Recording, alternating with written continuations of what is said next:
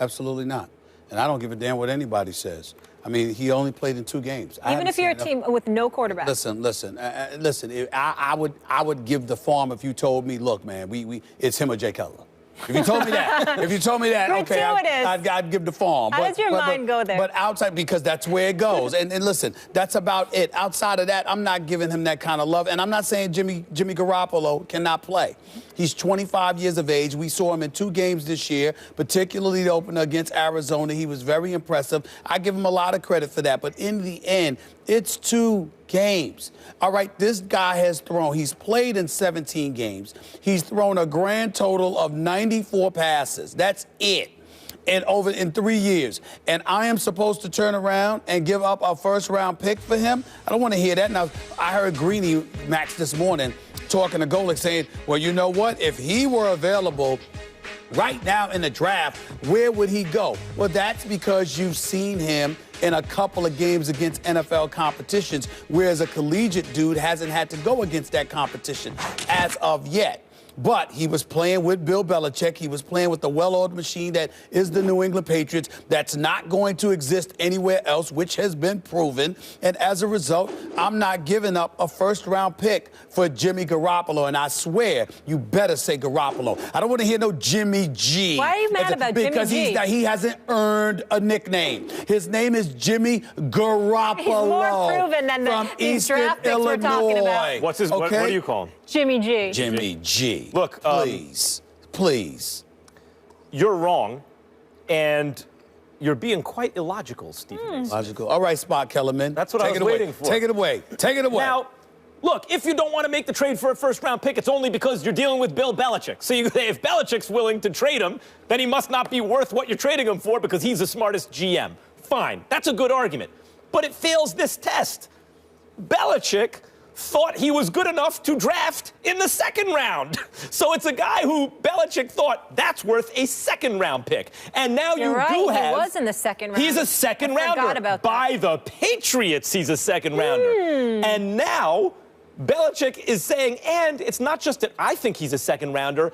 He has some evidence. You're right, not a ton of games. 2 games. He won them both. One against a Super Bowl favorite to start the season. But he has some evidence that the guy can play on the NFL level. Now, there was a not perfectly similar, but pretty similar situation. A guy who certain GM thought, yup, that's the guy, 25 years ago Saturday, was also taken in the 2nd round. And the GM who'd missed him said, you know what? If I had a first-round pick, I'd have drafted him in the 1st round. And so he traded a first-rounder for Brett Favre. How'd that turn out? Now, Garoppolo was injured in his 3rd game. Favre has the consecutive games played streak, so and the odds that anyone becomes Brett Favre are remote. But the point is, it's not unprecedented that a guy who's picked in the 2nd round improves his stock as a pro to the point, especially by a GM or a scout who has a real affinity for him, who believes he sees something, that he can go in the 1st. Belichick thought he was worth it. Do we think that Belichick doesn't get value in the draft? Bill Parcells was a part of that pick also. Right. Yeah. Obviously, he gets value in the draft. The Patriots are so excellent partly because Belichick gets value in the draft. He spent a 2nd rounder for him. Now, I'm not saying I'm going to give you the 1st overall pick for him, but somewhere in the 1st round, absolutely I would do that. The 1st-round picks may not be as valuable as they used to be outside of the top 5 or top 10. And I guess that's a different discussion that we can have. But I guess what I'm looking at Jimmy Garoppolo, his 1st year in the NFL, he threw 17 passes. Last year, he threw 4 passes. Take away the 2 games in which he threw 33 passes against Arizona and another 26 against Miami. By the way, 2 highly suspect defenses at that portion of the season this year, which we all learned. We watched Miami grow, but they were struggling at the beginning. We watched Arizona struggle all year. Take away those 2 games, he's thrown just 4 passes since. All I'm saying is when I look at Jimmy Garoppolo, when we talk about a 1st-round pick, I'm just hesitant to do that because I think what we're saying is the value is low and the 1st-round pick is not as significant. That's an entirely different argument than saying, excuse me, he deserves the same level of cachet a 1st-rounder, a potentially top 10 pick would be coming into an NFL draft with. I haven't seen that that. 2 games doesn't tell me that. And the fact that he plays for Bill Belichick counts against him for me, not for him. Because Belichick is brilliant, he's a genius, and he's a master at picking dudes that are tailor-made for his system that fall off a cliff, to use your analogy, when they go anywhere else. I am not. So the matter of fact, because it's Bill Belichick, I'm even more suspect. Do you think that Brady's going to fall off a cliff? Garoppolo, of course not. Okay, well, maybe Belichick doesn't either. Maybe Belichick agrees with you and not me, and that's why Garoppolo's available in the first place. Maybe it's not that he looks at Garoppolo and says, no, he's not the quarterback of the future, but that he believes that the immediate future includes Tom Brady and he can't afford to pay 2 guys. That's 1. 2. Look at the quarterbacks available if you need a quarterback, because the market somewhat determines your value. Not only was Garoppolo picked in the 2nd round, and I think we'd all agree he's increased his value since then, so at least a high 2nd round pick. Already we're in 1st round territory. So it's not only that, but who are the quarterbacks available? A very expensive Kirk Cousins, who may not be better than average. A very expensive in terms of potentially what it may cost you, not to mention the money you have to pay him. Tony Romo, who can't stay healthy.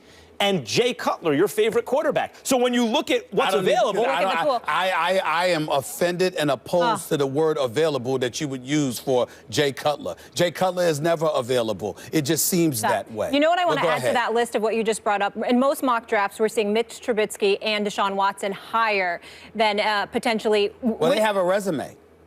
Yes. They have a resume. Yes, but is their resume, you're going to say that Deshaun Watson's resume is more impressive than Jimmy Garoppolo. You would take those 2 quarterbacks ahead of Jimmy. No. I'm answering your question as to who has the more impressive resume. I think Deshaun Watson and what he did in his collegiate career, particularly on the big stage in the last 2 national championship games, is a better resume than 2 NFL games by Jimmy Garoppolo. But if Big Ben retires right now and you have the choice of those 3 guys, who would you want this year? Deshaun Watson.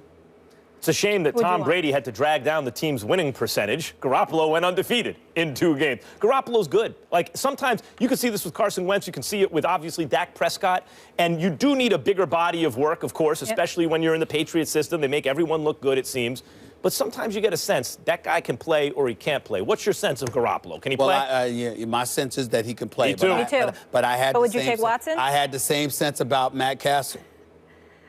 Would you take Watson I take Watson over Garoppolo? Yes.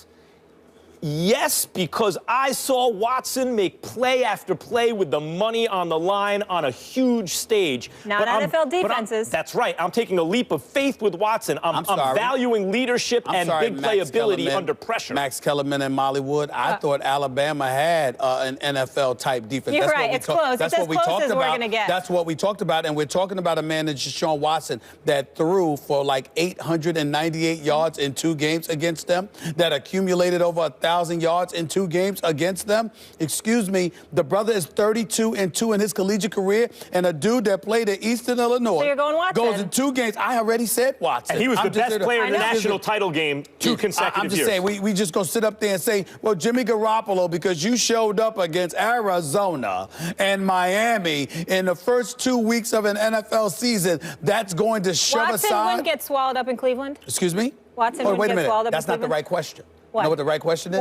What would Deshaun Watson do in New England with Belichick?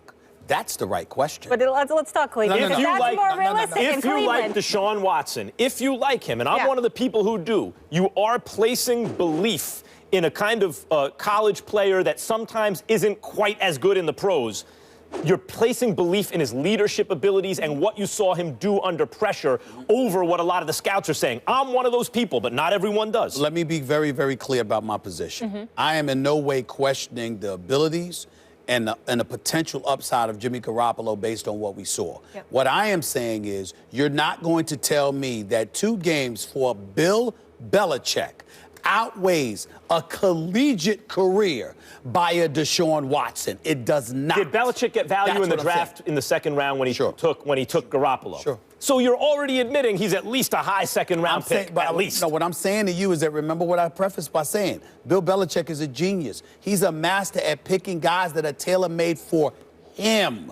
Where they would do what they would do elsewhere remains to be seen, and there is a history of that as well. Okay, let me ask you this. People who depart from New England, when they go elsewhere, They're relatively average. You're the but owner they're of a great team. for the Patriots. You're the owner of a team. Yes. I understand trepidation about dealing with Bill Belichick. My assumption is whoever I have in place, he's probably smarter, and he'll probably get the better of a deal. However, you're the owner of a team, and you have the people you have in place. Your football people, right? You're not Jerry Jones who's going to override them because you have a feeling. You got your football people in place. And your most trusted guy comes to you and says, see that guy, Garoppolo? That is our quarterback. That's the guy. I believe in him.